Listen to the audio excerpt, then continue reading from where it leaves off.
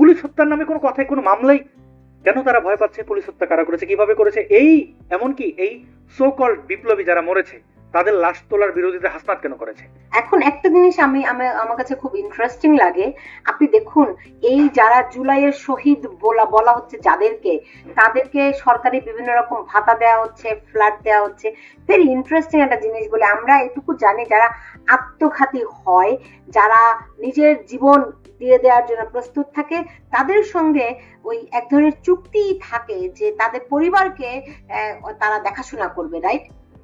তো এরকম আত্মঘাতী যদি আমরা একটু এইভাবে করে চিন্তা করি, দেখুন যারা আত্মঘাতী ছিল এই আন্দোলনকে সফল করার জন্য, এবং যারা শেখ হাসিনা সরকারের পতন করে জঙ্গি উত্থানের জন্য নিজের জীবন বিসর্জন দিয়েছে, আত্মঘাতী হয়েছে, এমন মানুষদেরকে আপনি রাষ্ট্রীয়ভাবে তাদেরকে অনুদান দিচ্ছেন, পৃষ্ঠপোষকতা করছেন। আমরা কি কখনো এই দিকটা এরকম করে ভেবেছি? দেখেন, আমাদের তুলনা দিতে গেলে মুক্তিযুদ্ধ সামনে চলে আসে বারবার, কারণ এটা আমাদের গর্বের ইতিহাস, আমাদের সবচেয়ে বড় অর্জন। এই বাংলাদেশ যতদিন থাকবে এই অর্জনটা থাকবে। এইবার হচ্ছে মুক্তিযোদ্ধাদের নাতিপুতিদের কোটা দেওয়া যাবে না, এই বিতর্কটা আওয়ামী লীগ তৈরি করেছে। এটা কোনো দরকার ছিল না, কোনো প্রয়োজন ছিল না। এবং আমরা তো জানি যে কতজন জাল সনদ মুক্তিযুদ্ধের, প্রকৃত মুক্তিযোদ্ধার সনদের জন্য মুক্তিযুদ্ধে যান নাই। এবং জাহানারা ইমামকে রাস্তায় নামতে হয়েছিল, সেই রাস্তায় জাহানারা ইমামের সাথে শেখ হাসিনাও দাঁড়িয়েছিলেন। সেই শেখ হাসিনা ক্ষমতা আসার পরে আমাদের মতো নবীনদেরকে রাস্তায় নামতে হয়েছিল রাজাকারদের ফাঁসি দেওয়ার জন্য, সর্বোচ্চ শাস্তির জন্য। কেন আমাদেরকে নামতে হবে? এবার দেখেন, এই যে মুক্তিযুদ্ধ যারা করেছেন, যেটা বলছিলাম, তারা কোনো লোভের জন্য জীবন দেন নাই এবং তারা বিনিময়ে চান নাই। যারা বিনিময়ে পরবর্তীতে জাল সার্টিফিকেট টিভির দাবি করা, এগুলো অনেক ভুয়া মুক্তিযুদ্ধ হয়েছে। এবং সেই ট্রেন্ড আওয়ামী লীগ একদম এই পতনের এক পর্যন্ত রেখেছিল, এই নাতিপুতিদের এগুলো করা।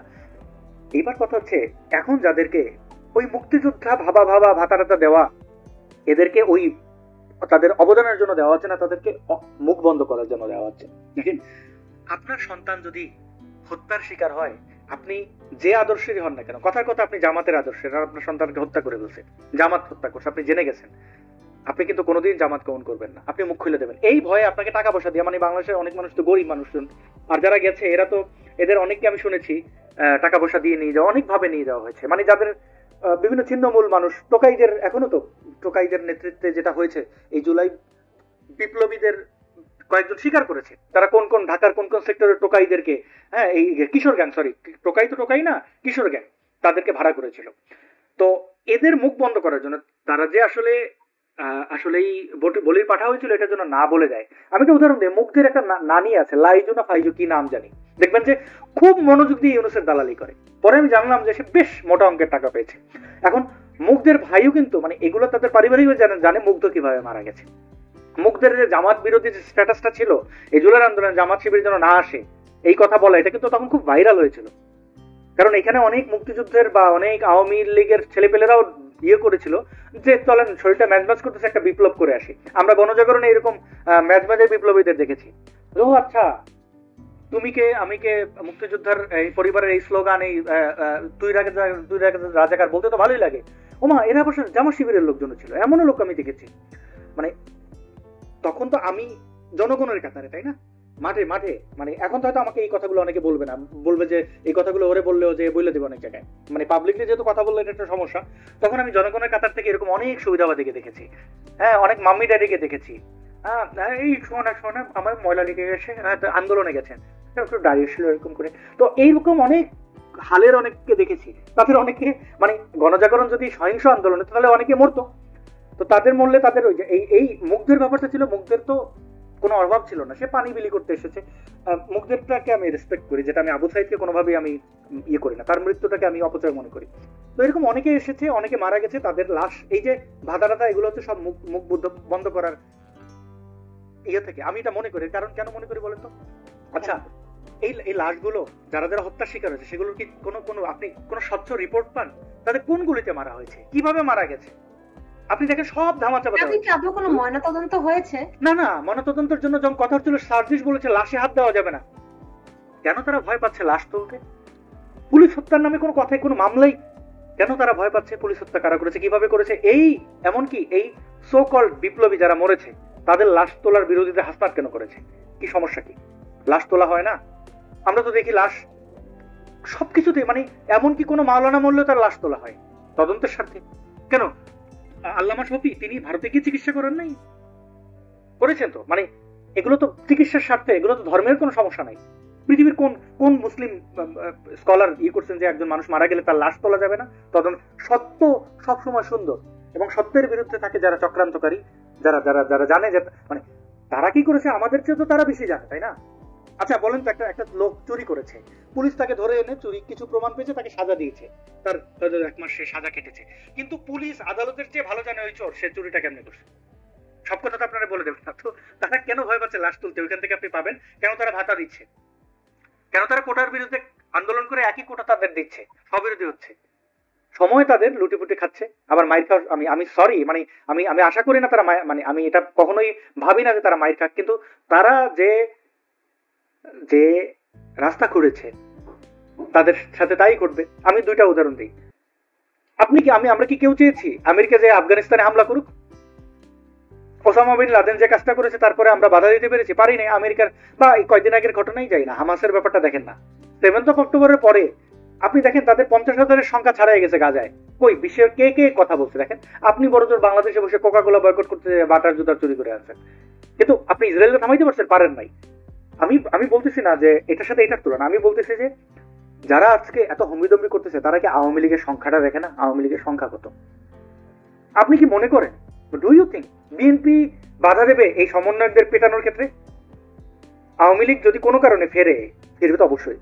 তারা যদি তাদের যে বাড়িঘর ছাড়া করেছে, তাদের মা বোনদের কি করেছে তো আপনি আমি জানেন, সবাই জানি, প্রতিদিন আমাদের উদাহরণ আছে।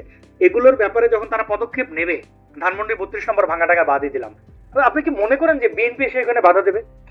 পারলে বিএনপির লোকজন ঢুকবে আর ওর সমন্বয়। আমি অনেকের দেখেছি, মানে আমি তাদের ভবিষ্যৎ পরিণতি নিয়ে আমি খুবই সন্দিহান, এবং আমি সংশয়ে আছি যে মানে সংকীর্ণ, মানে এই শব্দগুলো কি ব্যবহার করবো, মানে আমি খুব আতঙ্কে আছি যে তাদের সাথে কি হবে। এখন ভাতারাতে যা নিচ্ছে নিক, মানে কি বলবো, আমি তাদের জায়গায় হইলে যত বড় বিপ্লবী হইতাম আমি সুন্দর করে দেশ থেকে চলে যেতাম। মানে এইটা আমার যে বেস্ট উপায়। মানে আমি যদি এই চক্রান্তকারীদের ভালো বুদ্ধি দিই, তাহলে এখন সময় থাকতে ওই যে একটা মেয়ে ছিল না ওদের মধ্যেই বোধহয় সবচেয়ে বেশি বুলির শিকার ওদের পক্ষ থেকেই হয়েছিল, তার শরীরের কারণে, তার রঙের কারণে, কি যেন নাম, অবশ্য খুব মানে দেখবেন ক্ষমতা তারা দখল করার পরেই বড় এক সুটকেস নিয়ে তিনি বিদেশ ট্যুরে গেছিলেন। কেন গেছিলেন সেই বিতর্কে যাচ্ছি না, ওইরকম গিয়ে যেন না ফিরে।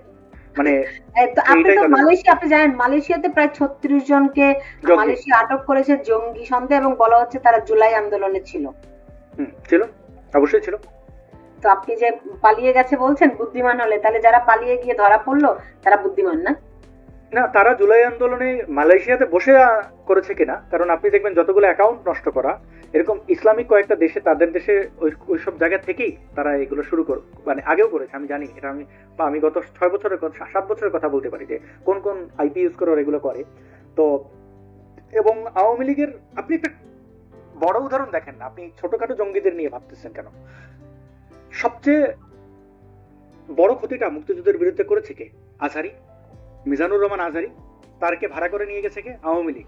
তাকে সুন্দর করে যখন তার টাকা পাচারের ঘটনাটা সামনে এসেছে, জঙ্গিবাদের সাথে তার সংশ্লিষ্টতা এবং জামাতের অর্থায়নে যে সে আজারি হয়েছে, যেটা যখন আওয়ামী লীগ শেষে এসে বুঝেছে, তাকে কোথায় যেতে দিয়েছিল? মালয়েশিয়াতে, এয়ারপোর্ট দিয়ে যেতে দেয়নি আজারিকে। এবং জামাত শিবিরের প্রত্যেকটা কর্মী যাদের বিরুদ্ধে মামলা ছিল তাদেরকে সেফ এক্সিট দিয়েছিল আওয়ামী লীগ, যে তোরা মালয়েশিয়াতে চলে যা। বিপুল সংখ্যক ঘাঁটি কিন্তু মালয়েশিয়াতে জামাত শিবিরের। তো আপনি দোষটা কার দিচ্ছেন?